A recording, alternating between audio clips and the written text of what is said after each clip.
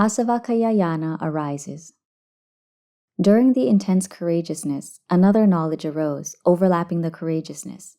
It was the knowledge that mental intoxication, asava, would be extinguished in that instant, or in Bali, Āsavakkhayañāṇa. In manuals, scholars define Āsavakkhayañāṇa as knowing how to eliminate asava. However, I would like to define Āsavakkhayañāṇa as knowing that asava will be extinguished. That's all. It isn't knowing how to eliminate them in any way, because the knowing how has already occurred during the past processes, like developing continuous insight, vipassana, to the level of developing continuous insight knowledge, vipassanayana, such that nirodha, the cessation of suffering and the complete extinguishment of the field that causes suffering, occurs, so that there are no existences, bhava, left in which to be reborn. Defilements, kilesa, and desires, tanha, both small and large, coarse and refined, that were hidden and concealed within the four elements, jatu tatu, and the five aggregates, panchakanda, and the defilements and desires in the mind, were entirely wiped out of the mind by vipassanayana, by nirodha. Therefore, there is no knowing how to eliminate mental intoxication, asava, whatsoever.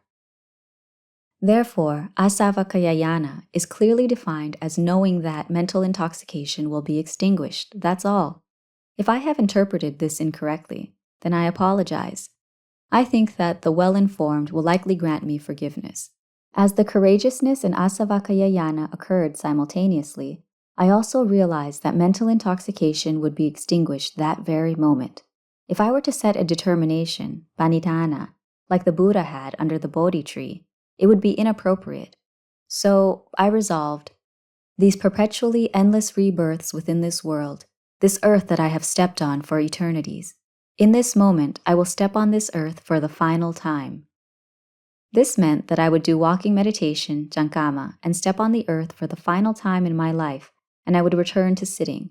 And once I was sitting, if mental intoxication was not extinguished, I would not get up from where I was and step on the earth ever again. From there, I went out to do cankama. After around 10 laps of cankama, something amazing happened within a last thought moment, caritmakacita, in a mere split instant.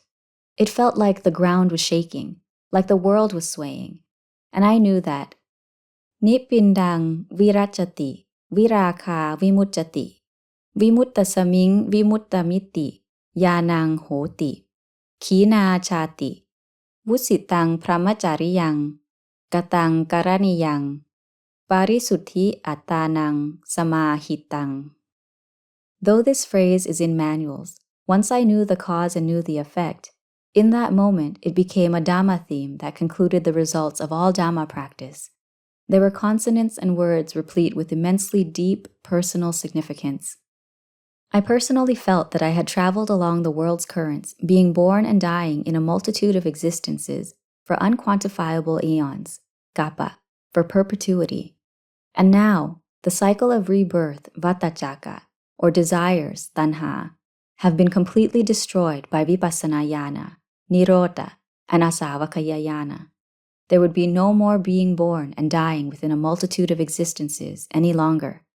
The endless cycling through rebirth, vatacaka samsara, had reached its end. That same moment, I thought a lot about the Buddha.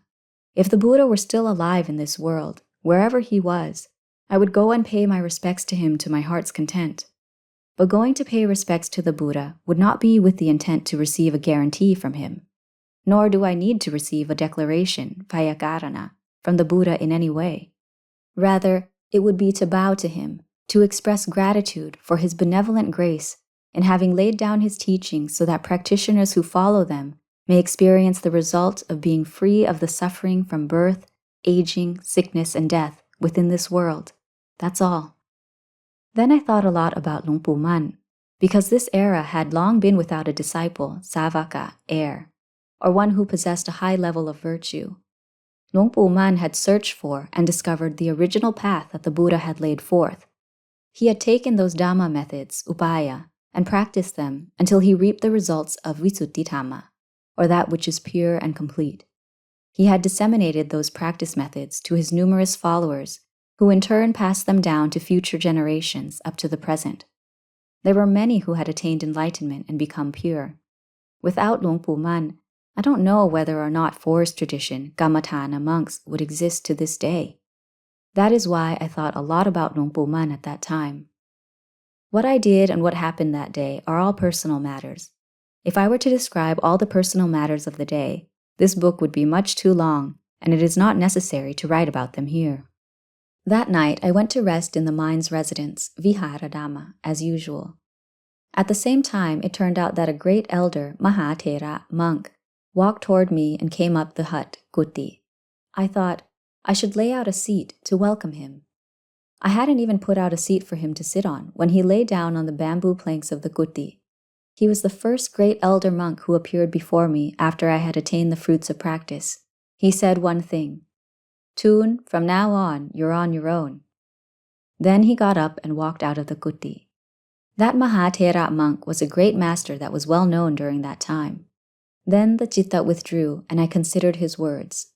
"Thoon, from now on, you're on your own." What did it mean? What did it pertain to? I thought about it and concluded that during the past, in 1963, I had spent the Vasa at Wat Pa Nong Sang with Luang Pu Bua. It was after the cremation ceremonies of Luang Pu Chau Kun Thamma Jedi at Wat Pothi Somphon in Udon Thani province of that year. Luang Pu Chau Kun Thamma Jedi was my preceptor, Upachaya. When I took higher ordination as a monk, Upasampada, I was his last attending monk, Sati Viharika. In 1961, I was the 9,117th monk ordained. I attended his funeral but hadn't gotten any books. After the ceremonies, I returned to Wat Pa Nong Sang. A few days later, Venerable Luang Pu Bua of Wat Pa Nong Sang distributed a book, authored by one who is enlightened, to the monks and samaneras, and explained a few things about the ceremonies. I don't recall the title of that book anymore. That night, I read that book and felt bliss, piti. I felt incredibly replete and content. Each Dhamma phrase was steeped in unbelievably deep meaning. As I read, tears of happiness fell.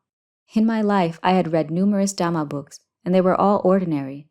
But once I had read this Dhamma book, authored by an authentic enlightened one, I couldn't hold back the tears, because the Dhamma was such a great fit with my mindset. It was like the enlightened author had removed my heart and inscribed the entirety of it into a book. Though I wasn't a direct student of his, I had mentally aspired, panidhana, to be one with earnest intent. I kept that book in a high place and bowed and paid respect to it regularly. I had applied the Dhamma methods, ubaya, from that book to my own practice in a continuous manner. Wherever I went, I took that book with me until I had received the ultimate results of practice in 1969. It was like that book had supported and led me to know and see the truth in universal truths, Satya Dhamma. Thereafter, the book's duties were over because I could now rely on myself. I could fully be on my own. Even if I didn't have the book, it wouldn't be a problem. Though I hadn't listened to the Dhamma directly from the author, the Dhamma in the book was akin to listening to Dhamma directly from him. That's why he appeared in a nimitta and told me, "From now on, you're on your own."